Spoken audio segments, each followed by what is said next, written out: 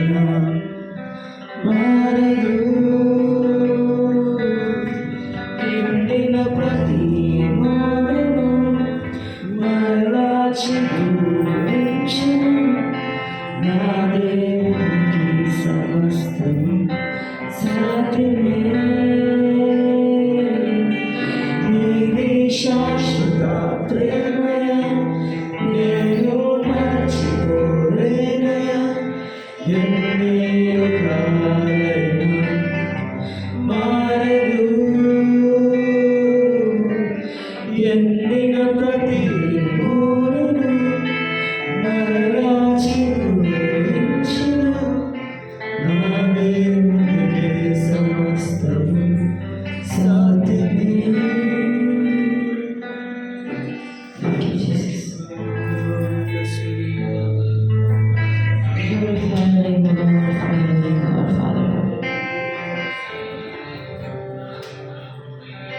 Everything is possible with you and through you, Lord Father God.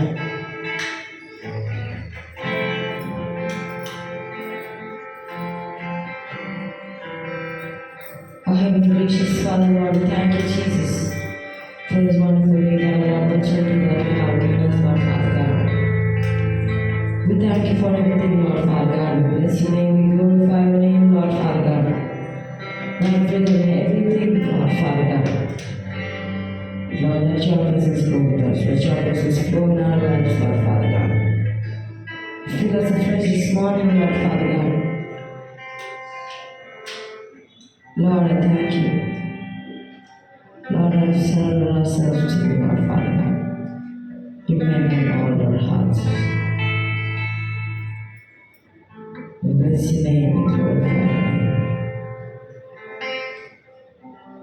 We thank you, we give all the glory and honor and all the praise, Lord Father God.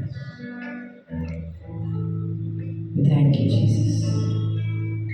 In Jesus' name we ask and pray. Amen. చిన్న ప్రార్థన చేసుకొని దేవుని వాక్యం ధ్యానిస్తాం. సర్వశక్తిన సర్వాధికారి విధిలో తండ్రి సమాధానకర్త నీకే కృతజ్ఞతాస్తుతులు చెల్లిస్తున్నాను. ఇంతవరకు మా పట్ల మీరు చూపిన కృపను బట్టి మీరు చేసిన ప్రతి మేలు ప్రతి ఒక్క ఉపకారాన్ని బంధనాన్ని చెల్లిస్తున్నాను.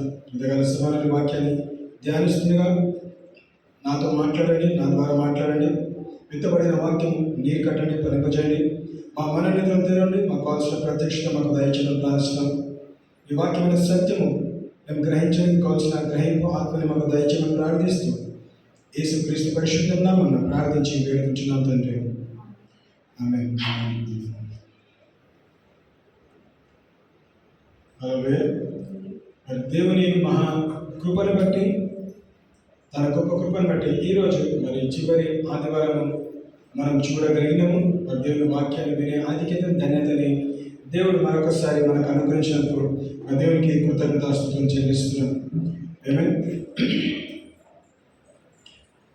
సరే, తీసుకున్న అంశము you fall you arise.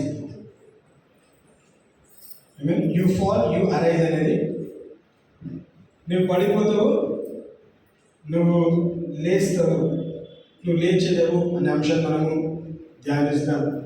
So క్రమంగా నాతో పాటు మీకా 7వ అధ్యాయము 8వ వచనం ఒకసారి గమనిస్తాం.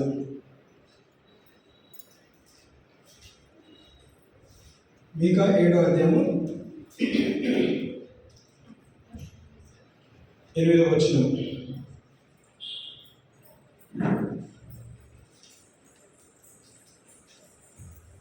మీకా 7వ అధ్యాయము 8వ వచనం చదవద్దు, చదవండి.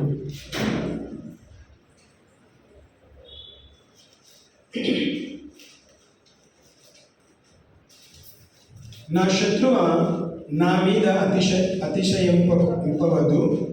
నేను క్రింద పడినను తిరిగి లేతును. నేను అంధకారమందు కూర్చున్నను, యెహోవా నాకు వెలుగుగా నుండును. Amen. Rejoice not against me, O mine enemy. When I fall, I shall arise. When I sit in darkness, the Lord shall be a light unto me. Amen. చూడండి, గమనిస్తే ఎవరితో మాట్లాడుతున్నారు, ఎవరికి సవాల్ విసురుతున్నాడు. అక్కడ ప్రవక్త రాస్తున్న మాట, నా శత్రువ నా మీద అతిశయింపవద్దు. నేను క్రింద పడినను తిరిగి లేతును. ఇక్కడ తీసుకున్న అంశం కూడా నేను క్రింద పడినను నేను లేతును. క్రింద పడటము క్రింద పడినను అని చెప్పగానే మన శారీరక సంబంధంగా మనం పడిపోయినట్టు మనం గమనిస్తూ ఉన్నాం. మరి ఇక్కడ గమనిస్తే వాక్యము యు ఫాల్ యు అరైజ్ అనే అంశాన్ని తీసుకున్నాం. నేను క్రింద పడినను అంటే ఏంటి? దేవుని దృష్టిలో పడిపోవటం అనేది సహజంగా పడిపోవడం కాదని పాపంలో పడిపోవటం గురించి మాట్లాడుతున్నాడు.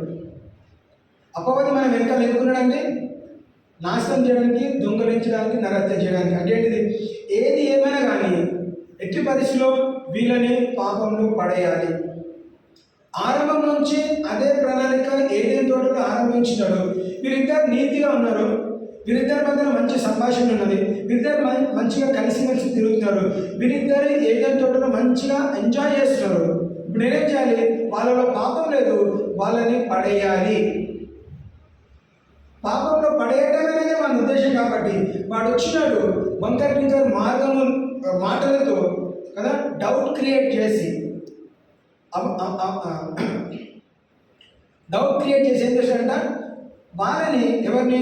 ఆదాముని అవ్వని పాపంలో పడిపోయేలాగా చేసినాడు. సో వాక్యం గమనిస్తే ఆదాం అవ్వ పాపంలో పడిపోయినారు, కానీ దేవుడు ఏం చేశాడంట? తిరిగి వాళ్ళు లెగిచేదరు. ఎప్పుడు నిలబెట్టినాడు? అక్కడనే దేవుడు ఏం చేశాడంట? వాళ్ళని క్షమించి తిరిగి నిలబెట్టినాడు. బహుశా ఏదైనా ఉండనివ్వలేదు, కానీ వాళ్ళని ద్వేషించలేదు, వాళ్ళని పగవించుకోలేదు, వాళ్ళని క్షమించలేదండి. వాళ్ళు చేసిన క్రియను బట్టి ఏదైనా తోటలు మిస్ చేస్తున్నారు, కానీ దేవుని కృప మిస్ చేసుకోలేదు. దేవుని కృప ఉంది కాబట్టి నాశనం చేయకుండా నేను మళ్ళీ కొత్త సృష్టిస్తాను అనకుండా ఏం చేశానంట? వాళ్ళని ఏదైనా తోటని బయటికి పంపించి నూతన జీవము మనకు అనుగ్రహించాడు. బహుశా కష్టపడాలి. చేసిన తప్పుకి ప్రయాసం ఏంటంటే ఫలం ఏంటిది? కష్టపడి సంపాదించుకొని.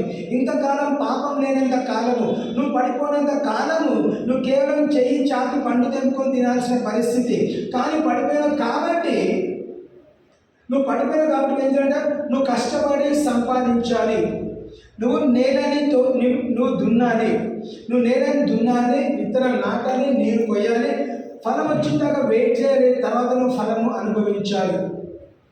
దాంట్లో కూడా దేవుడు శపించకుండా నీ కష్టాన్ని నేను ఆశీర్వదిస్తాను, కష్టాన్ని ఆశీర్వదిస్తే నువ్వు ఫలం తినగలుగుతావు. కానీ దేవుని ఆశీర్వాదం లేకపోతే మనం ఫలం అనుభవించము. సో ఇక్కడ గమనిస్తే when I fall I will arise, you will fall you will arise. నువ్వు పడిపోయిన స్థితిగతులు ఉంటే, మనం పడిపోయిన స్థితిగతులు ఉంటే దేంట్లో పడిపోయినాము? శారీరకంగా కాదు, కానీ దేంట్లో పడిపోయినంట? పాపంలో పడిపోయిన పరిస్థితి ఉన్నట్లయితే మనము లేచేదాము. నేను లేదును అది వాక్యం సెలవిస్తున్నాడు. నువ్వు పడిపోయినావా? వ్యక్తిగతంగా మనం గమనిస్తే ఏమన్నా వాక్యం సెలవు? నేను క్రింద పడినను తిరిగి లేతును, నేను పాపంలో పడిపోయినను తిరిగి లేచెదను. ఏం చేస్తాడంట? పాపంలో పడిపోయినప్పుడు దేవుడు గమనిస్తున్నాడు. ఏం చేస్తాడంట? నాకు నీకు సహాయం చేస్తున్నాడు, తిరిగి లేచు. ఎవరు లేపుతారంట? పడిపోయిన స్థితిగతులు మనం అంటే, దేవా నువ్వు నా చెయ్యి పట్టుకుని నన్ను లేపు అని అడిగినప్పుడు ఖచ్చితంగా తన చెయ్యి చాపి లేపడానికి ఇష్టపడుతున్నాడు. పేతురు నీటి మీద నడుస్తూ వచ్చినాడు, గాలి తుఫాను చూసినాడు. ఎప్పుడు భయంతో ఏం చేశాడంట? నీళ్ళలో మునిగిపోతున్నాడు. ఆ సముద్రంలో మునిగిపోతున్నప్పుడు యేసయ్యా దిగ్గరగా అరిచి ఏం చేశాడు? నేను మునిగిపోతున్నాను, నేను చనిపోతున్నాను, నువ్వు నన్ను కాపాడన్న వెంటనే ఏం చేసేసా? తన చెయ్యి చాపి తనని పట్టుకొని లేపాను. అలా పడిపోయినాడు పేతురు ఎవరు? దేవుడు ఏర్పాటు చేస్తున్న శిష్యుడే, నీతిమంతుడుగా ఉన్నాడు.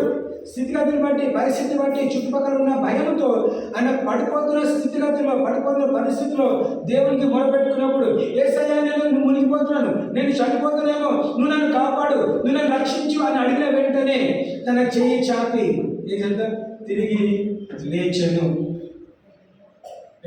మన వ్యక్తిగతంగా మనం గమనిస్తే మనం బహుశా పడిపోయిన పరిస్థితులు ఉన్నాము. పాపం అనేది కొంచెం తెలియకుండా మనం పడిపోతూ ఉంటామండి. మన దృష్టిలో అది పాపం కాకపోవచ్చు, కానీ దేవుని దృష్టిలో అది పాపమే. మోషే దృష్టిలో మాట్లాడే బదులుగా కర్రతో కొట్టడము పాపం కాకపోవచ్చు. చెప్పిన పని చేస్తాను, బహుశా మాట్లాడే బదులుగా నేను కేవలం కర్రతో కొట్టాను, కానీ దేవుని దృష్టిలో అదేమైంది, అది పెద్ద పాపముగా కనబడ్డది. తను చేసిన తప్పు ఏమైందంటే అంటే దాదాపు 80 సంవత్సరాలు ఉన్న వయసులో, ఆ వృద్ధాపంలో 40 సంవత్సరాలు తన కష్టానికి తగిన ఫలితం ఏంటిది? యాక్చువల్లీ ఏ ఫలితం ఉండాలి? తన కష్టానికి వాగ్దాన దేశంలో అడుగు పెట్టాలి. కానీ తన కష్టమంతా కూడా ఎక్కడ పోగొట్టుకున్నాడు? ఒక రాయితో మాట్లాడకుండా రాయిని కొట్టిన దగ్గర పోగొట్టుకున్నాడు. ఆయన పడిపోయినాడు. నేను దేవుడు చేస్తాడు, అంతతో ఆపలేదండి, క్షమించినాడు. నువ్వు వెళ్ళవు, కానీ నీకు చూపిస్తా. నీ కళ్ళతో నువ్వు చూస్తావు, కానీ నువ్వు కాళ్ళతో అడుగు వాగ్దాన దేశంలో అడుగు పెట్టవు. అంటే ఏం చేసింది కృప? కనీసం చూపెట్టింది. మనం చాలాసార్లు మన ఎవరైనా పోగొట్టుకుంటే మనం ఏం చేస్తామండి? ఫ్యూనరల్కి వెళ్ళినప్పుడు ఏం చేస్తాము? దాదాపు అనుకున్న ఒక 50 సంవత్సరాలు ఆ వ్యక్తితోని కలిసి ఉన్నావు. చనిపోయినప్పుడు సమాధి పెట్టిలో పెట్టినప్పుడు ఏం చేస్తారు? ఏమో మాటిస్తారు? చివరిగా ఎవరైనా చూడాలనుకుంటే వచ్చి చూసి వెళ్ళమంటారు. ఎందుకు? ఆ ముఖము ఇంకొకసారి నువ్వు చూడలేవు కాబట్టి. సో మోషకి ఏమి ఇచ్చినాడు దేవుని కృప బట్టి? కనీసం అంటే 40 సంవత్సరాలు మోష ఊహించుకున్నాడేమో, అరే కానాన్ దేశం ఎట్లుంటుంది, వాగ్దాన దేశం ఎట్లుంటుంది, పారితేన ప్రపంచ దేశం ఎట్లుంటుంది, ఊహించుకొని తన సిద్ధపడుతూ అడుగు పెట్టాలనుకున్నాడు, అనుభవించాలనుకున్నాడు. కానీ ఒకే ఒక తప్పు ద్వారా, ఒక పాపము ద్వారా దేవుని దృష్టిలో అది గొప్ప పాపంగా ఎన్నుకున్నాడు. కాబట్టి ఏం చేస్తాడు? మోషే, నేను చెప్పిన పని నువ్వు చేయదు కాబట్టి అనేక జనముల వల్ల నువ్వు నన్ను అవమానపరిచినవు, నువ్వు నన్ను గడపరచలేదు, నువ్వు నన్ను అవమానపరిచావు. కాబట్టి బహుశా నువ్వు రాయిని కొట్టిండవచ్చు, మాట్లాడిండవచ్చు, నువ్వు చేయాల్సింది చేయకుండా నువ్వు నన్ను అవమానపరిచావు. కాబట్టి ఇదిగో నీవు వాగ్దాన దేశంలో అడుగు పెట్టావు. ఆయన 40 సంవత్సరాల సాక్రిఫైస్ ఒక నిమిషంలో పోగొట్టుకున్నాడు. మనం అనుకుందాం, సంవత్సరం అంతా కూడా ఎంతో కష్టపడి నెమ్మదిగా ఉంటూ విశ్వాసంతో నేను వాక్యం చదువుతూ ప్రార్థన చేస్తూ అనేక విషయాలు ఉంటుండగా మరి ఒక క్షణము ఒక విషయంలో మనం తప్పిపోవచ్చు. మన జీవితంలో ఇంకా ప్రార్థన ఆలకించబడట్లేదు, లేదు మన జీవితంలో ఇంకా ఏ ఆశీర్వాదం కొరకు మనం ఎదురు చూసాం అది ఇంకా అవ్వట్లేదు, మన జీవితంలో ఏదో ఒక డిస్టర్బెన్స్ జరుగుతున్నది. మనం పరిశుద్ధ దేవా నువ్వు నన్ను క్షమించినాను, నేను పడిపోయిన పరిస్థితిగా తిరిగినాను, నేను పడిపోయినట్లయితే తిరిగి నేను లేచెదను, నీవు నన్ను లేపేవాడివి, నువ్వు నన్ను లేపు అని మనం అడిగినట్లయితే లేపినప్పుడు ఏం జరుగుతుందో చూద్దామా? When I sit in darkness, the Lord shall be a light unto me. నేను అంధకారమందు కూర్చున్నాను, యెహోవా నాకు వెలుగుగా నుండును. హల్లెలూయా. పాపంలో మనం చాలాసార్లు అంధకారంతో మనము ఏం చేస్తాము? బోధిస్తూ ఉంటాం, కంపేర్ చేస్తూ ఉంటాం. చీకటి అనగానే పాపము, వెలుగు అనగానే నీతి అని మనం గమనిస్తూ ఉన్నాం. సో వాక్యం అంటే నువ్వు పడిపోయిన స్థితిగతిలో ఉంటూ నువ్వు అంధకారంలో ఉన్నట్లయితే ఏమైనా గమనిస్తుంది వాక్యం ఏంటిది? నేను అంధకారమందు కూర్చున్నాను, నేను పాపంలో ఉన్నాను, పడిపోయినాను, నేను లేచేదను. కాబట్టి ఏం చేసిన దేవుడు? తిరిగి యెహోవా నాకు వెలుగుగా నుండును. అంధకారంలో ఉండాల్సిన అవసరం లేదు, ఇగో నేను వెలుగు ఉన్నాను కాబట్టి నా వెలుగు నీ పైన ప్రకాశింపబడుతుంది. హల్లెలూయా. The Lord will be a light in darkness. చీకటిలో వెలుగుగా మనకు కనబడుతున్నాడు. సో పాపంలో మనం మునిగిపోయినాము, ఎవరికి తెలియకపోవచ్చు. వ్యక్తిగత అనుకరణ మనం పరిశీలించుకున్నాం, ఎవరు కూడా చేయెత్తి చూపడాల్సిన అవసరం లేదు. నీ పాపము నీ ఒక్కరికే తెలుసు. కనిపించిన ఎన్ని చేస్తా అని దేవుడు గమనిస్తాడు. కాబట్టి దేవుడు నాలో ఎలాంటి పాపం ఉన్నట్లయితే నన్ను కడిగి పరిశుద్ధపరచు. దేవ నాలో ఇంకా అంధకారం ఉన్నట్లయితే నీ వెలుగు నాపైన ప్రకాశింప చేయు. గడిచిన సంవత్సరం అంతా నువ్వు కాపాడినావు, మన చివరి ఆదివారం నడిపించినావు, దేవుని స్తుతించినాము, ఆరాధించినాము, నీ వాక్యాన్ని వింటున్నాము, నీ వాక్యానికి కారణంగా, నీ వాక్యానికి అనుసారంగా మమ్మల్ని కడిగి పరిశుద్ధపరచు, మమ్మల్ని సిద్ధపరచు, మాకు కావాల్సిన వెలుగుని దయచేయి. నూతన సంవత్సరానికి మమ్మల్ని సిద్ధపరచు. మేము వెలుగులో జీవిస్తూ వెలుగులో మేము నూతన సంవత్సరం అడుగు పెట్టాలి. మనం గమనించుకున్నట్టు, మనల్ని పరిశీలించుకున్నట్లయితే చేయెత్తి చూపెట్టాల్సిన అవసరం లేదండి. దేవుడు గమనిస్తాడు. కాబట్టి దేవుని దృష్టిలో, దేవుని సన్నిధిలో మనం ఒప్పుకున్నట్లయితే the Lord will be a light in our life. యెహోవా నీకు వెలుగుగా ఉండును. మనకు వెలుగు అవసరం. వెలుగు దేనికి సూచిస్తుంది? నీతికి సూచిస్తుంది. నీతి వస్త్రానికి సూచిస్తుంది. నీతి వస్త్రం మనం ధరించినట్లయితే, దేవా నేను పాపంలో పడిపోయినాను, నేను తిరిగి నీతిమంతుడిగా లేస్తాను. ఎవరు లేపుతున్నారు? పరిశుద్ధాత్మ దేవా, నువ్వు నాకు సహాయం చేయి. The Lord will help you. పరిశుద్ధాత్మ దేవుడు పంపించాడు నీకు సహాయకర్త, ఆదరణకర్త, నేర్పించే వ్యక్తి నీకు నాకు తోడై ఉన్నాడు. కాబట్టి పడిపోయినామా ఏం చేస్తాడు? గుర్తు చేస్తాడు. ఓ బాబు జానేశ్వరా, నువ్వు పడిపోయినావు, పశ్చాత్తాపడు, క్షమాపణ అడుగు, తిరిగి నువ్వు లేచి. ఎందుకు లేగాలంట? దేవుడు మన పట్ల ప్రణాళిక కలిగి ఉన్నాడు. ఆ ప్రణాళిక దగ్గరికి వెళ్ళాలంటే మనం లేగాలి. కొన్నిసార్లు మనం ఈ రన్నింగ్ రేస్ గమనించినట్లయితే, యూట్యూబ్ కానీ మనం కొన్ని వీడియోస్ చూసినట్లయితే, కొన్నిసార్లు ఈ నరాలు పట్టేస్తాయి. చాలా గట్టిగా పరిగెత్తినప్పుడు నరాలు కూడా పట్టేసిన పరిస్థితిలో వాళ్ళు ఏం చేస్తారంట, అక్కడ నుంచి వదులుకొని వెళ్ళిపోరు. అదే 100 మీటర్స్ కానీ 200 మీటర్స్ కానీ నరాలు పట్టేస్తే కాళ్ళ క్రాంప్స్ అంటాం. ఆ క్రాంప్స్ వచ్చినా కానీ ఏం చేయాలంట, ఆ ఫినిష్ లైన్ వరకు పరిగెత్తడం వాళ్ళు నేర్చుకుంటారు. చాలా కొంతమంది వదిలేస్తూ ఉంటున్నారు. లాస్ట్ వచ్చినా పర్వాలేదు, కానీ నేను ఆరంభించినాను, కుంటుకున్నా పర్వాలేదు, నేను కుంటుకుంటూ ఏం చేస్తానంట, గమ్యానికి నేను చేర్చబడతాను. డిస్క్వాలిఫై అవుతాడు, ఆ రేస్ గెలవడు. అయినను ఆరంభించిన నేను ముగించాలి. ఎవరి ఉద్దేశము? ఆ పార్టిసిపెంట్ ఉద్దేశం అది. బహుశా నేను ఈరోజు నా కాలు గాయంతో నేను ఓడిపోయిండొచ్చు, కానీ ఆరంభించినాను కదా, మధ్యదారిలో ఇది జరిగింది, నేను ఎందుకు వెంటనే తిరిగి వెళ్ళాలి? నేను ముందుకు వెళ్తాను. నెక్స్ట్ టైం నేను మంచిగా ట్రై చేస్తాను. దేవుడు నన్ను స్వస్థపరుస్తాడు. మనం పడిపోయిండొచ్చు, ఈ విశ్వాస జీవితంలో మనం పడుతున్నాము, లేస్తున్నాము. అయినను వెంటనే తిరిగి చూడకుండా ముందున్న గమ్యానికి మనం చూసినట్టే ఆ గమ్యాన్ని మనము చేరుకుంటాం. దేవుని ప్రణాళిక మన పట్ల ఉన్నదండి. ఏంటిదంట? వాగ్దాన దేశంలోకి అడుగు పెట్టాలి. మనం నూతన సంవత్సరం మనం చూడాలి. వారమంతుడు వారు, నెల నుంచి నెల దేవుడు మనల్ని కాపాడుతూ భద్రపడుతూ వచ్చాడు. ప్రతి నిమిషం, ప్రతి క్షణం, ప్రతి దినం, ప్రతి వారం, ప్రతి నెల, ఈ సంవత్సరం దాదాపు సంవత్సరం అంతా కూడా మనం భద్రపడుతూ వచ్చాడు. ఎందుకు? దేవుడు నా పట్ల ప్రణాళిక కలిగి ఉన్నాడు. కాబట్టి ఏం చేస్తాము? దేవుడు నాకు వెలుగై ఉన్నాడు. ఏమైనా చూడండి, 7వ వచనం గమనిస్తాం. మనం సాధారణంగా పైనుంచి కిందికి చదువుతాం, కానీ ఈ వాక్యం కింద నుంచి పైకి వెళ్తాం.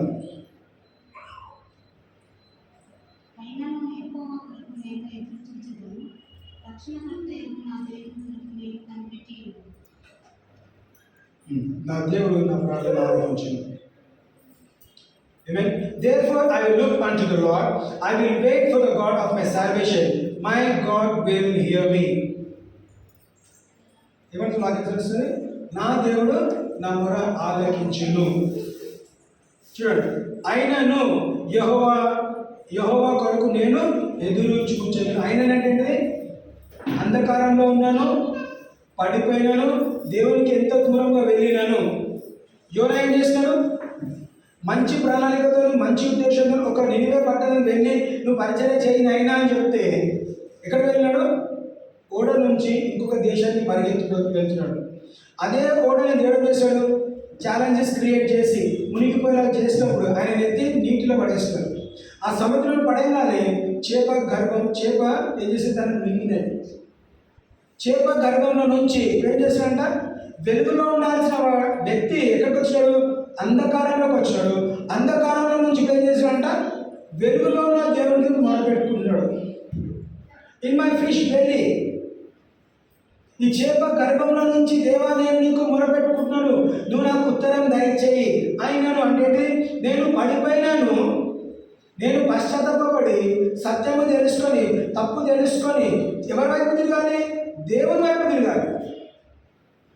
ఆ చంపను కడుపులో నుంచి చేపను చంపటము లేకపోతే బయటికి రావడం చేయట్లేదు. ఆయన ప్రార్థన ఎక్కడి నుంచి అండి? చేప గర్భంలో నుంచి ప్రార్థన చేయడం ఆరంభించాడు. తన తప్పు తను తెలుసుకున్నాడు. ఎక్కడ తెలుసుకున్నాడు? ఆ చీటీ వేసిన వెంటనే ఆయన పేరు వచ్చింది. ఆయన పేరు రాగానే నేను యాక్చువల్ చేయాల్సింది ఇది, కానీ నీకు ఈ క్రియ చేస్తాను, నన్ను క్షమించండి. వాళ్ళందరూ కూడా ఇప్పుడు మేము ఏం చేయాలి, నన్ను ఎత్తి సముద్రంలో పడేయండి. వాళ్ళేమో భయపడుతున్నారు. ఈయన చూస్తే దైవజనుడు ప్రవక్త అంట, మరి వాళ్ళ దేవుడు మమ్మల్ని క్షమిస్తాడో మనల్ని దూషిస్తాడో అనే బాధతో ఉన్నప్పుడు అని ఏమన్నాడు, ఇది మొత్తం ఆగాలంటే నన్ను తీసి సముద్రంలో వేయండి. సముద్రంలో వేసినా కానీ దేవుడు ఏం చేశాడు, మార్గము సరళం చేసి యోనా ద్వారా ఏ క్రియ అయితే చేయాలో ఆ క్రియ చేయించినాడు. వాక్యం తెలుస్తుంది, అయినను కదా, అదే అట్లా స్టార్ట్ అయింది కదా, అయినను యెహోవా కొరకు నేను ఎదురు చూచెదను. I will look to the Lord. I will look unto the Lord. Therefore, I will look unto the Lord. I will wait for the God of my salvation. నేను ఎదురు చూచెదను, రక్షణకర్తయకు నా దేవుని కొరకు నేను కనిపెట్టి ఉండును. అలా ఎవరి కొరకు కనిపెట్టాలండి? నీ రక్షకుడి కొరకు నువ్వు కనిపెట్టాలి. ఎందుకు కనిపెట్టాలి? ఆయన నిన్ను రక్షించడానికి వస్తాడు. ఎప్పుడు రక్షించడానికి వస్తాడు? నువ్వు పడిపోయిన పరిస్థితులు ఉన్నావు కాబట్టి, ఇదిగో నిన్ను రక్షించడానికి నీ దగ్గరకు వస్తాను కాబట్టి నువ్వు ఆయన కొరకు కనిపెట్టినట్లయితే, if you wait on the Lord, therefore I will look unto the Lord, I will wait unto the God of my salvation, my God will hear me. ఆ చేప గర్భం నుంచి దేవుని దూషించట్లేదండి. తన తప్పు తను తెలుసుకొని, దేవుడు నన్ను క్షమించు, నువ్వు నాకు చెప్పిన పని నేను ఖచ్చితంగా చేస్తాను, నాకు ఇంకొక ఛాన్స్ ఇవ్వు, ఇంకొక అవకాశం ఇవ్వు. ఇదిగో నేను వెళ్ళాల్సిన ప్రాంతాన్ని వెళ్ళకుండా పరిగెత్తి వెళ్ళిపోతున్నాను, కానీ నేను వెళ్ళాల్సిన మార్గం నేను పశ్చాత్తాపడుతున్నాను, నా తప్పు నేను తెలుసుకున్నాను, నేను పడిపోయినాను, నేను తిరిగి లేచేదను, నేను లేకును, నేను లెగుస్తాను. నేను పడిపోయినవచ్చు, కానీ దేవుడు పడిపోయిన వెంటనే నీకు నాకు కటిఫని చెప్పట్లేదు, నీకు నాకు ఎలాంటి బంధం లేదని చెప్పట్లేదు. పడిపోయిన పరిస్థితిలో దేవుడు మనల్ని గమనిస్తాడు, పశ్చాత్తాపడతాడా, నా వైపు చూస్తాడా? ఆ తప్పిపోయిన కుమారుని గుర్తు చేసుకున్నాడు. ఆయన పడిపోయినాడు, పశ్చాత్తాపడ్డాడు. ఎక్కడికి వచ్చాడని?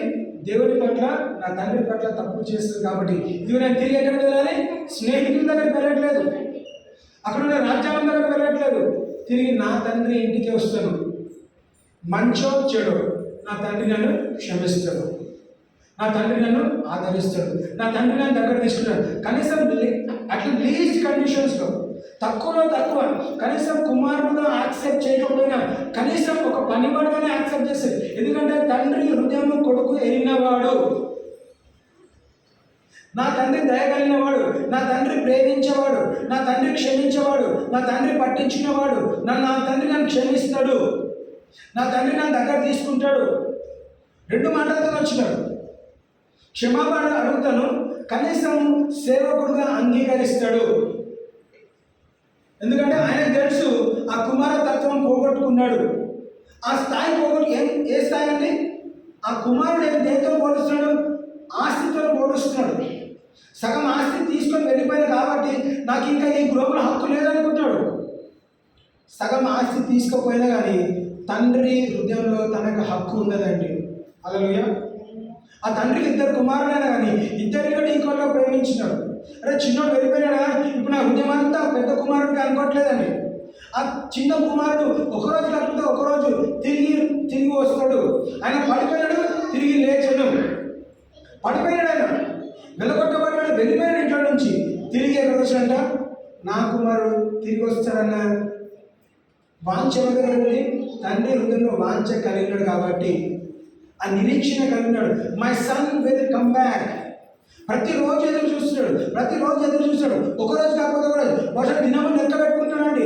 1 డే అయింది, 1 వీక్ అయింది, 1 మంత్ అయింది, ఒకరోజు కాకపోతే ఒకరోజు నా కుమారుడు నా దగ్గర తప్పకుండా వస్తాడు. వాడు అవివేకం లేకుండా, జ్ఞానం లేకుండా వెళ్ళిపోయాడు. అయినను he will come back. You fall, you arise. నువ్వు పడిపోయినాను, నువ్వు లేచెదవు. అది మనం డిక్లేర్ చేసుకోవాలి. దేవా, నేను బహుశా పడిపోతుండొచ్చు, ఈ లోక ఆకర్షణలో నేను పడిపోతుండొచ్చు, ఈ లోక ఆకర్షణతో ఈ లోకం వైపు తిరుగుతూ నేను పడిపోయేయొచ్చు దేవా. అయినను నీ నీతి అని దక్షిణహస్తం నువ్వు చాపినందుకు, ఆ హస్తంతో నన్ను లేపినందుకు నీకే కృతజ్ఞతాస్తుతులు.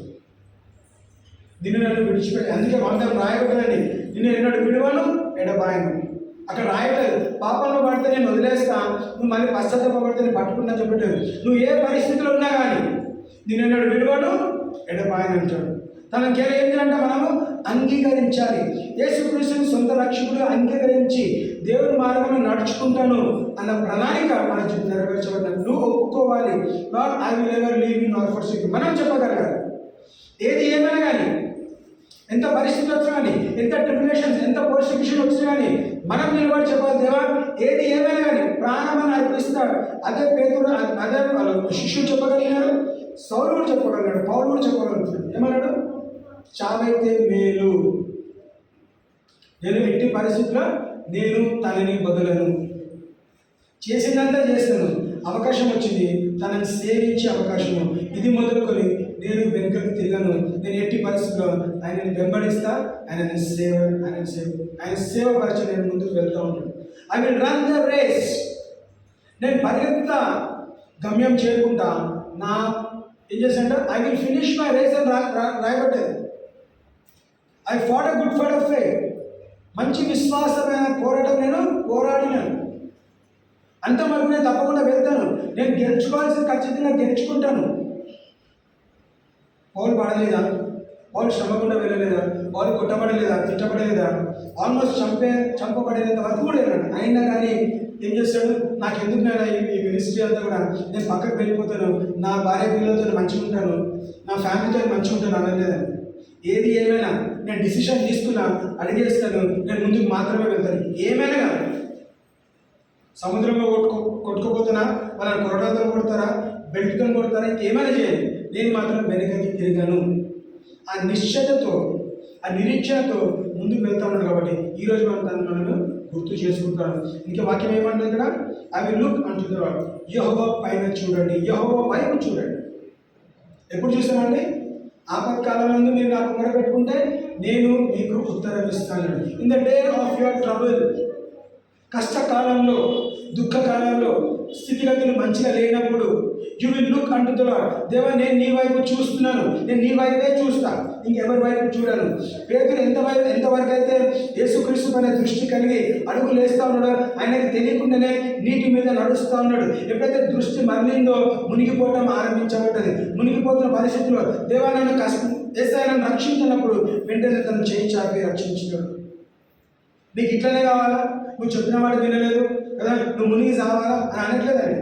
క్షమించినాడు, పశ్చాత్తాపడ్డాడు, రక్షకుడిని పిలిచాడు. The God of my salvation, the Lord will here your prayer. నీ ప్రతి ప్రార్థన దేవుడు ఆలకిస్తాడు. ఇప్పుడు పడిపోయిన పరిస్థితుల్లో దేవుడికి మొరపెట్టుకో, నీ ప్రార్థన ఆలకించను. దేవుడు నా ప్రార్థనను ఆలకించను. ఏమైనా ఖచ్చితంగా చెప్పగలుగుతున్నాను. ఎందుకంటే అనుకుందాం, ఇంకా కూడా ప్రవక్త అనేక పరిస్థితులు వెళ్తున్నప్పుడు ఆ అనుభవం రాసుకొచ్చాడు. నా దేవుడు నా ప్రార్థన వింటాడు, నా దేవుడు నా ప్రార్థనకి జవాబిస్తాడు. హల్లెలూయా. చూడండి 6వ వచనం గమనిస్తాం. కుమారుడు తండ్రిని నిర్లక్ష్య పెట్టుచున్నాడు, కుమార్తె తల్లి మీదికి, కోడలు అత్త మీదికి లేచెదరు. ఎవరి ఇంటి వారు వారికే వెళ్తున్నారు. చూడండి, for the son dishonoreth the father, the daughter riseth up against a mother, the daughter-in-law against a mother-in-law. A man's enemies are the men of his own house. 7వ విషయం గమనిస్తాము. దేవుడు నా మొర ఆలకించును, నా ప్రార్థన ఆలకించును. 6వ వచనం గమనిస్తే చివరి ఏమన్నా వాక్యము చూడు, ఎవరి ఇంటి వారు వారికే విరోధులగుదురు. సో మనం ఏం చేయాలి? మన ఇంటి కొరకు మనము ప్రార్థన చేయాలి. ఏమేమి మనం చెప్పిన వెంటనే మన ఇంట్లో మన ఎవరు విరోధులను ఎత్తుకోవాల్సిన అవసరం లేదండి. విరోధులు ఉన్నా లేకపోయినా హౌస్ హోల్డ్ అని వాక్యం రాయబడ్డది. ఫ్యామిలీ హౌస్ హోల్డ్, బంధుమిత్రులు, మన ఫ్యామిలీలో ఉన్న వాళ్ళు ఎవరైనా విరోధులు ఉన్నట్లయితే అదే రాయబడే వాక్యంలో, వారి ఇంటి వారు వారికే విరోధులగుదురు. ఆ విరోధుల విషయంలో మన మధ్యలో ఉంచున్నాము. కానీ ఇప్పుడు మనం ఏం చేయాలి? 7వ వచనం రాయబడ్డది, నా ప్రార్థన ఆలకించును. సో ఎవరి కొరకు ప్రార్థన చేయాలి?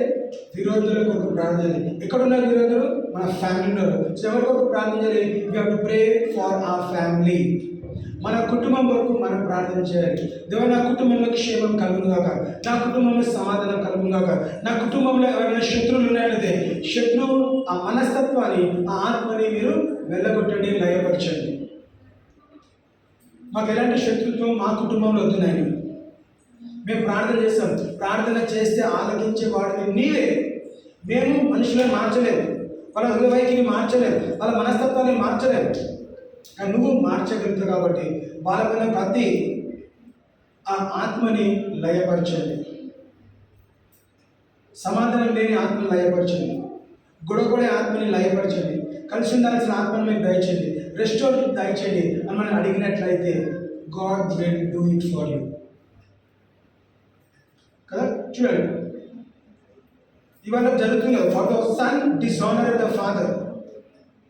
కుమారుడు తండ్రిని నిర్లక్ష్య పెట్టుచున్నాడు, కుమార్తె తల్లి మీదికి, కోడలు అత్త మీదికి లేచదురు, ఎవరి ఇంటి వారు వారికే విరోధులగుదురు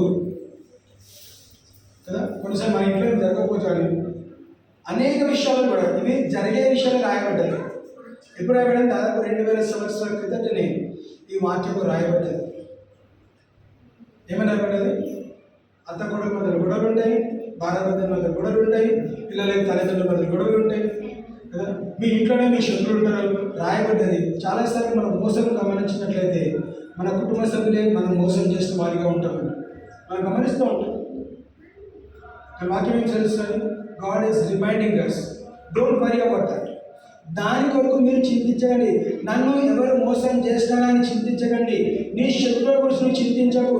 నువ్వు కేవలం ప్రార్థన చెయ్యి, నేను నీ ప్రార్థన వింటా, నీ ఎదుటి నుంచి నీ శత్రువు నేను తొలగిస్తా. పాత నిబంధనలు ఉన్న శత్రువుకి కొత్త నిబంధనల శత్రువు తేడా ఏంటంటే, పాత నిబంధనల ఉన్న శత్రువుని మనము నాశనం చేయాలని దేవుని ఉద్దేశం. కృత నిబంధన వచ్చేసరికి క్షమించమని అడుగుతున్నాడు, ప్రార్థన చేయమని అడుగుతున్నాడు, వాళ్ళతో కలిసి ఉండటం అడుగుతున్నాడు. దేవుడు తిరిగి సమకూర్చేవాడు. నీ శత్రువుల కొరకు నువ్వు శత్రువుని ప్రేమించి, love your enemies. So if enemies are in your household, love your family, love your household. నీ కుటుంబాన్ని ప్రేమించు, నీ బంధుమిత్రులను ప్రేమించు, నీ కుటుంబ సభ్యులను ప్రేమించు, క్షమించు, ప్రేమించు, ప్రార్థన చేయి. ఎందుకంటే దేవుడు గృహాన్ని కూల్చేవాడు కాదు, దేవుడు గృహాన్ని కట్టేవాడు. మనం ఎవరు కూడా పర్ఫెక్ట్ కాదండి. ఎక్కడొక దగ్గర లోపాలు ఉన్నాయి.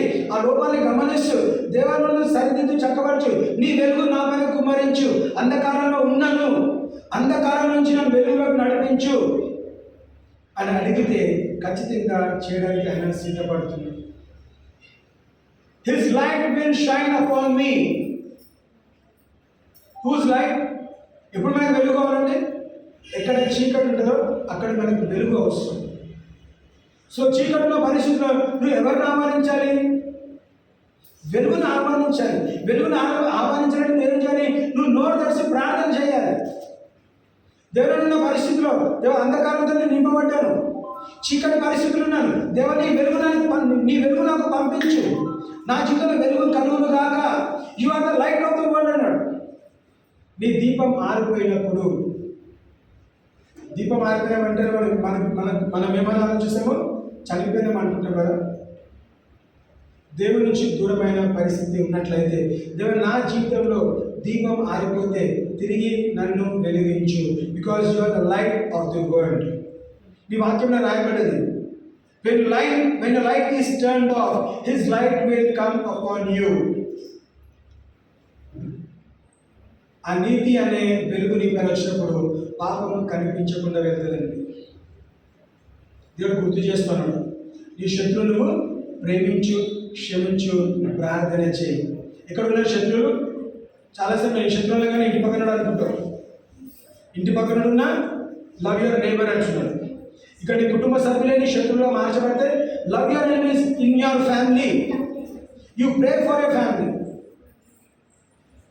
మన కుటుంబం మార్చబడితే ఏమవుతాడంట, మనం అందరం కూడా 10 మందిని మనం వెలిగించగలుగుతాము.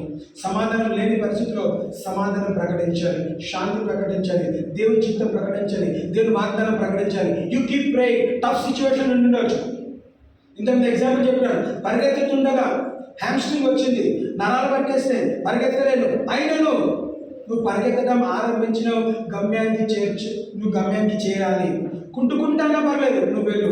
నువ్వు శ్రమ గుండా వెళ్తున్నావా, దుఃఖం గుండా వెళ్తున్నావా, నేను ఎవరు ప్రేమించట్లేదా, అందరు ద్వేషిస్తున్నారా, అయినా నువ్వు గమ్యం వెంటనే తన దగ్గరికి వెళ్ళు, మొరపెట్టుకో, ప్రార్థన చేయి, క్షమించు.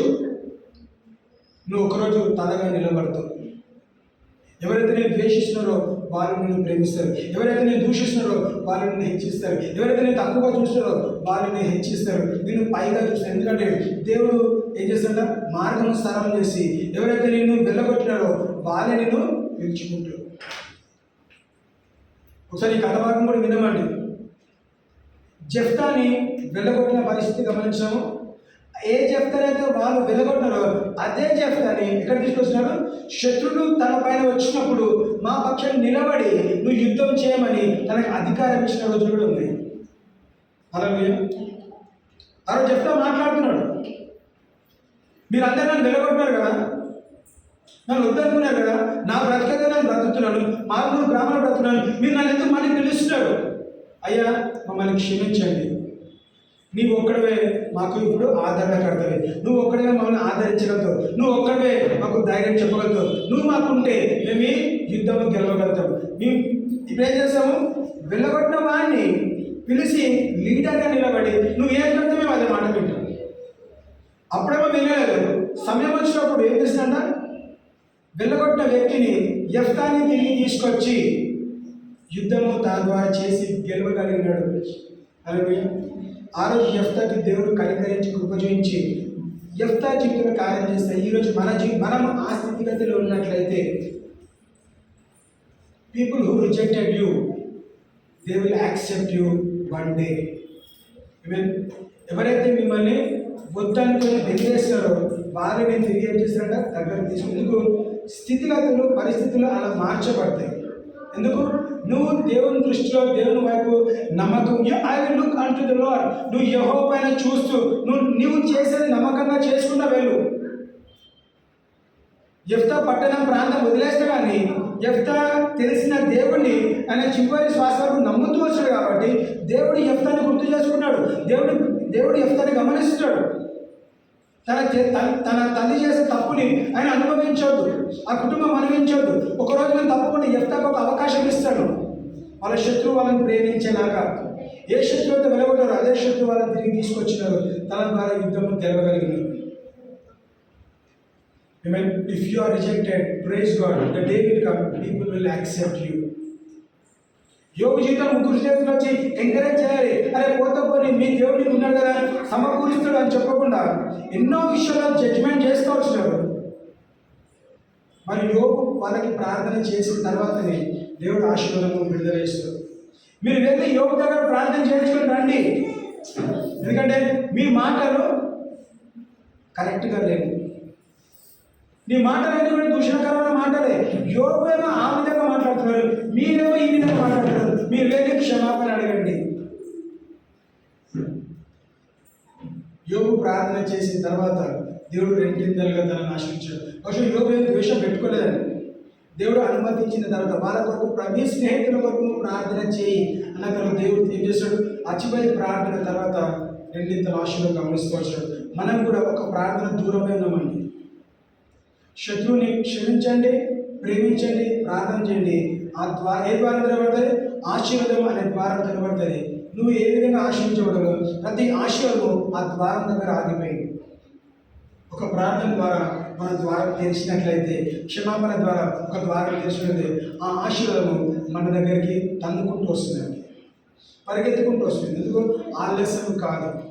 ఇంకా 4 రోజులు మాత్రమే ఉన్నది ఈ సంవత్సరం గడవడానికి, 3 రోజులు మాత్రమే, 30-31.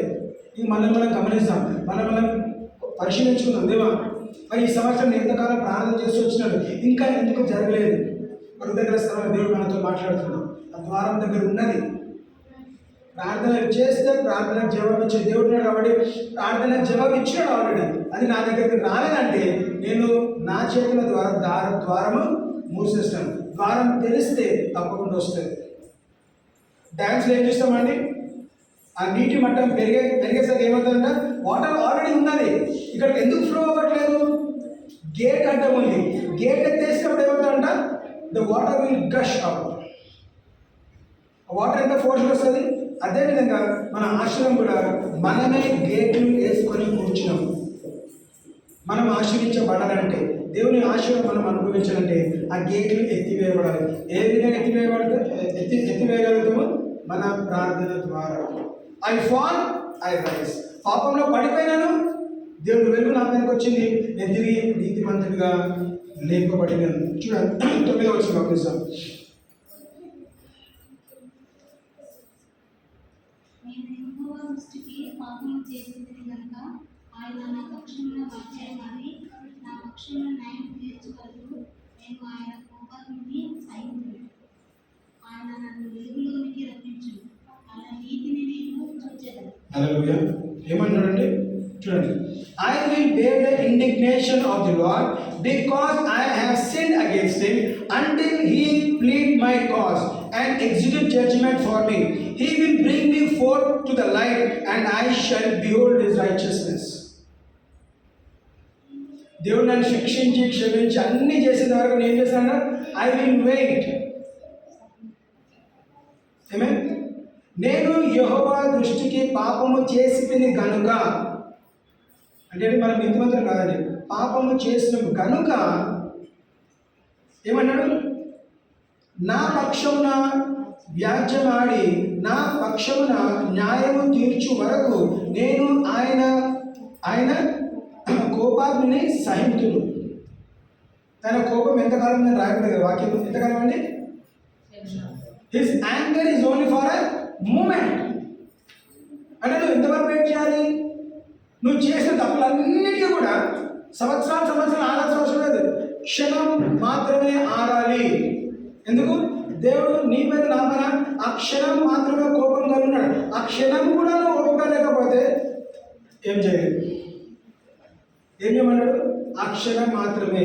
There is only a moment I am angry with you but my mercies are everlasting. చూడండి ఏమంటే లాస్ట్లో, ఆయన నన్ను వెలుగులోనికి రప్పించును, ఆయన నీతిని నేను చూచెదను. He will lead me into the light and I will see his righteousness. He will bring me forth to the light and I shall behold his righteousness. ఎప్పుడు జరుగుతుంది, ఎప్పుడైతే నువ్వు యెహోవా పైన కనిపెట్టుకుంటావో. I will look to the Lord. He will answer me. He will deliver me. His light will come upon me. అను ఖచ్చితంగా నిశ్చయంతో నిరీక్షణతో ఉన్నట్లయితే, when you wait on the Lord, I will wait for him. ఎప్పుడు దానికన్నా ముందు చుట్టుపక్కల అన్ని విషయాలు గమనిస్తే, శత్రువుల మధ్యలో నీ ఇంటి వారు నీకు శత్రువుగా ఉన్నప్పుడు, నీకు అందరు అగెయిన్స్ట్గా ఉన్నప్పుడు, నీతో ఎవరు సహకరించినప్పుడు, నీతో ఎవరు చెయ్యి కలవనప్పుడు, నీతో ఎవరు మాట్లాడినప్పుడు, నీతో ఎవరు కలిసి లేనప్పుడు ఏం చేయాలంట, నువ్వు దేవుని వైపు చూడు. Then what will God do? All these things will come to pass. What all these things? People who rejected you, త్రోసి వేసిన వారు కూడా నిన్ను ఆదరిస్తారు. Who is working amongst us? God will work. మనలో ఎవరు పని చేస్తున్నాడు? పరిశుద్ధాత్మ దేవుడు పనులు చేస్తాడు. దేవుడు తండ్రి కుమార పరిశుద్ధాత్మ దేవుడు మన జీవితంలో జోక్యం చేసుకొని ఆయన పని చేస్తూ మన జీవితంలో వ్యక్తిగతంగా మనకు కావాల్సిన మార్పు తను మాత్రమే తేగలుగుతాడు. నువ్వు ఎంత కఠినంగా ఉన్నా కానీ దేవుడు ఓర్పు కలిగినవాడు కాబట్టి నీకు అవకాశం ఇస్తూనే ఉన్నాడు. ఒక మూమెంట్ చాలు, ఒక క్షణం చాలు దేవుడు నీ జీవితాన్ని మార్చడానికి.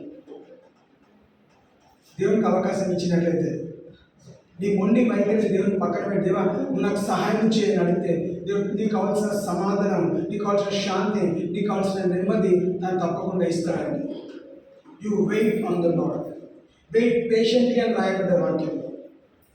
Those who wait on the Lord you will renew strength. యెహోవా పైన కన్ను పెట్టే వారు ఏం చేస్తారంట, నూతన బలము పొందుతారు.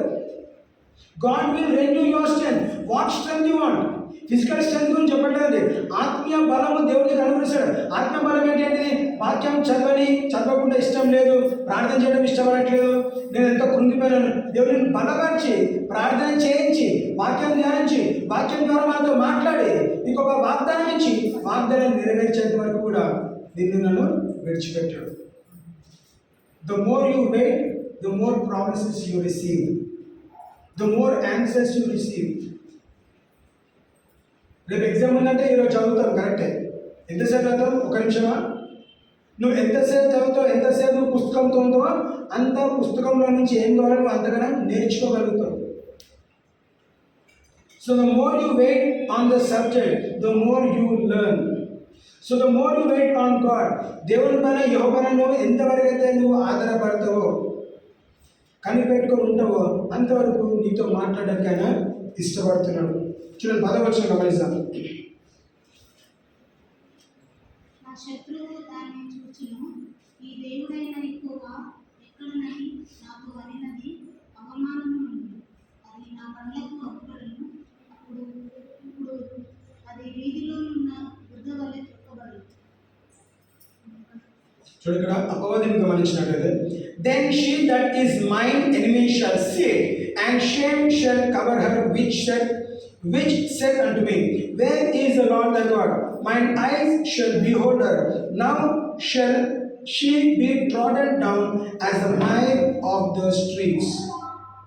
ఇప్పుడు అదే వీధిలో ఉన్న బురద వలె త్రొక్కబడును. ఏదండి? అపవాది అంటే ఏంటిది? పాపము. ఏం చేస్తుందంటే వాక్యం తెలుస్తుంది, నువ్వు బురదలో తొక్కి ఆరేస్తావు అంటే దేవుడు ఏం చేస్తాడు? నీ శత్రువుని నీ కాళ్ళ కింద తీసుకొస్తున్నాడు. బహుశా ఈరోజు నీ శత్రువుని పైన ఉన్నాడు అనుకుంటున్నాం, అదే పైన ఉన్న శత్రువు ఎక్కడ తీసుకొస్తాడంట? నీ కాళ్ళ కిందకి తీసుకొస్తున్నాడు. అందుకే వాక్యం ఒకసారి మనం చదువుతాం. నా శత్రువు దాన్ని చూచును, నీ దేవుడైన యెహోవా యొక్కడని నాతో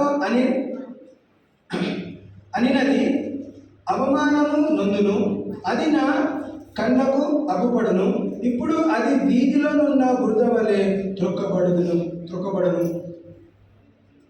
నీకు అన్నీ కనిపిస్తున్నాయి, కానీ దేవుడు ఏం చేస్తాడు?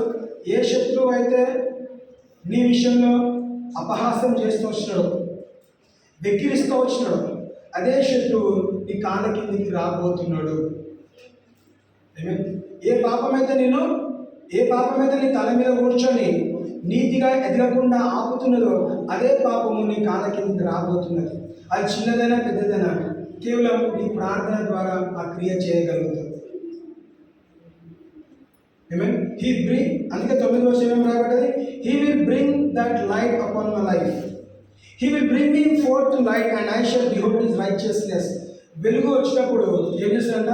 ఆ చీకటి నీ కాళ్ళ కిందికి రాబోతున్నది. నువ్వు దాన్ని తొక్కుతో, దాని నోట్ ట్రాంక్విల్ అని అంటుంది వాక్యం చూసి. నువ్వు కాళ్ళ కింద వేసి అపవాదిని తొక్కుతో ఆ రోజు ఖచ్చితంగా వస్తుంది. ఎవరు గమనిస్తున్నారు? ఎవరు చేస్తున్నారు? నేను శ్రమపడాల్సి వస్తుంది. కేవలం ప్రార్థన ద్వారా మనం జయించగలుగుతాం. యెహోవా పైన మనం కనిపెట్టుకున్నట్టు జయించగలుగుతాం. నీ చుట్టుపక్కల అందరు శత్రువులు ఉండొచ్చు, నీ కుటుంబంలో శత్రువులు ఉండొచ్చు, అయినను when you pray God will answer my prayer. So చివరిగా గమనిస్తే 18-19 వచ్చు verse 18 and 19. తన స్వాస్థ్యంలో శేషించిన వారి దోషమును పరిహరించి వారు చేసిన అక్రమముల విషయమై వారిని క్షమించు దేవుడవైన నీకు సముడైన దేవుడున్నాడా?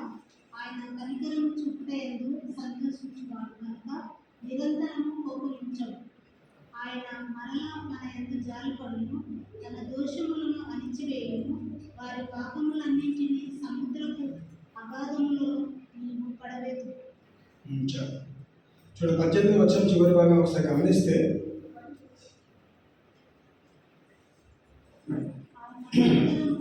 ఆయన కనికరము చూపుట యందు సంతోషించువాడు కనుక నిరంతరము కోపం ఉంచడు. హల్లెలూయా. Who is a God like unto thee that pardoneth iniquity and passeth by the transgression of the remnant of his heritage? He retaineth not his anger forever, because he delighteth in mercy. అంటే ఏంటిది? కోపము ఉంచుకోను, కృప ఉంచుకుంటా. నా కృపను బట్టి నిన్ను క్షమిస్తాను. నా కృప నిరంతరం ఉండును. ఆయన కనికరము చూపుటయందు సంతోషించువాడు. హల్లెలూయా. ఆమేన్. కృప చూపే విషయంలో సంతోషిస్తున్నాడు, కోపగించే విషయంలో తప్పకుండా దుఃఖిస్తున్నాడు. అయ్యో నా ప్రజలు నేను ఎందుకు కోపడ్డాను, ఎందుకు కోపం పెంచుకున్నాను, వెంటనే కదా మూమెంట్ అని ఉన్నది. మూమెంట్ అంటే it's only for a minute, for ఒక క్షణం మాత్రమే. తిడుతున్నాడు, కోపం పెంచుకుంటాడు, వెంటనే ఏమన్నాడు? అయ్యో నా కృప నీకు చాలు, my grace is sufficient for you. మనకి ఇచ్చిన వాగ్దానం కూడా లేదు, నా కృప నీకు చాలు. సౌలు నువ్వు నాకు పట్ల చేసిన కార్యాలన్నిటిని బట్టి ఇదిగో నేను నీ జీవితంలో ముళ్ళుంచుతున్నా. ఎందుకు? నా విశ్వాసమైన క్రైస్తవులు చంపినావు, కొట్టినావు, తిన్నా అన్నిటికీ బట్టి నీ శరీరం ముళ్ళు ఉంటుంది, నీ జీవితంలో ముళ్ళు ఉంటుంది. అయినను నువ్వు నా పరిచయం చేసినావు కాబట్టి ఆ పరిచయ కారణముగా, పరిచయం ద్వారా వచ్చే ఫలం ఏంటిది? గొప్ప కృప నీకు తోడై ఉండును గాక. నా కృప నీకు చాలును. శ్రమను గుండా వెళ్తున్నావా? వెళ్ళు, but my grace is sufficient for you. కొట్టబడుతున్నావా? కొట్టబడు, still my grace is sufficient for you. సముద్రంలో మునిగిపోతున్నావా? Still my grace is sufficient for you. నా కృప నీకు చాలు. ఒకసారి ప్రార్థన చేసి ఏం జరగలేదు, రెండోసారి ప్రార్థన చేసి ఏం జరగలేదు, ఉమ్మారు ప్రార్థన చేశాడు, అప్పుడు గద్దించి ఏమన్నాడు? నువ్వు ఇక మీదట నన్ను అడగొద్దు, ఈ విషయంలో నువ్వు నాతో మాట్లాడదు, నువ్వు నన్ను అడగొద్దు. ఎందుకు అడగొద్దు?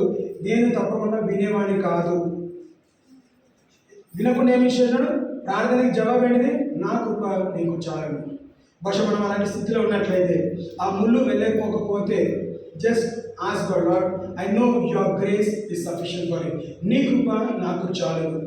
నువ్వు నన్ను కోపగించుకోవట్లేదు, నువ్వు దేంట్లో ఆనందిస్తావు? కృప చూపే విషయంలో, కనికరించే విషయంలో దేవుడు ఆనందిస్తాడు. కాబట్టి దేవుడికి ఏది ఆనందం కలిగిస్తాడో ఆ పని మాత్రమే చేస్తాడు. దుఃఖపడే పనులు చేయడు. చేస్తాడు, ఏం చేస్తాడు? తిరిగి అది క్షణం మాత్రమే, తిరిగి ఆనందపరిచే పనులు మాత్రమే చేస్తాడు.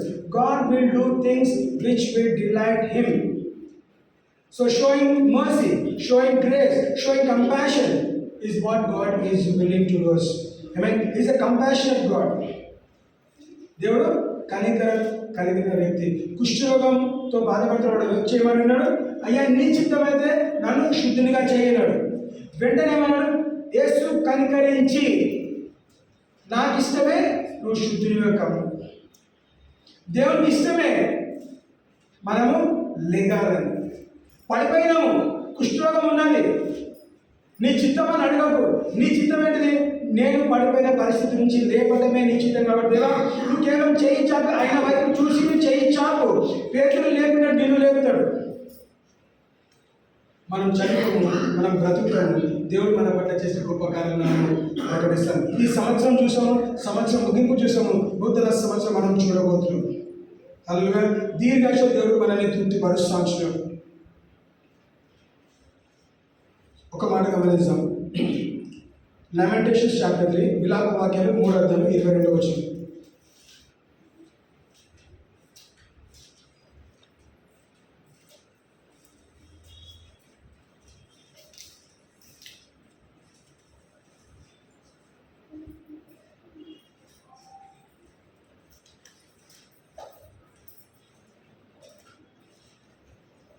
ఇరవై రెండవ వచనం విలాప వాక్యాలు 3:22. యెహోవా కృపగలవాడు, ఆయన వాత్సల్యత ఎడతెగక నిలిచినది గనుక మనము నిర్మూలము కాకున్న వారము. I mean, it is the Lord's mercies that we are not consumed, because his compassions fail not. ఆయన కనికరము ఏమంటే కనికరము ఎప్పుడు కూడా ఆగిపోదు. యెహోవా కృపగలవాడు, ఆయన వాత్సల్యత ఎడతెగక నిలిచినది కనుక మనము నిర్మూలము కాకును వారము. మనల్ని డిస్ట్రాయ్ చేయలేదండి. నిర్మూలం అంటే డిస్ట్రాయ్, మనల్ని నాశనం చేయట్లేదు. ఎవరు నాశనం చేయట్లేదు? తన కనికరము మనల్ని కాపాడుతుంది. His compassions fail not. ఎందుకు? యెహోవా దయాళుడు, ఆయన కృప నిత్యము నిరంతరం ఉండును. హల్లెలూయా. So when you fall in sin, you will rise in righteousness. You fall, you rise. కానీ గ్యాప్ ఏంటిది? పడిపోయినప్పుడు లేచేటప్పుడు ఆ గ్యాప్లో ఏం చేయాలంట? ప్రార్థన చేయాలి.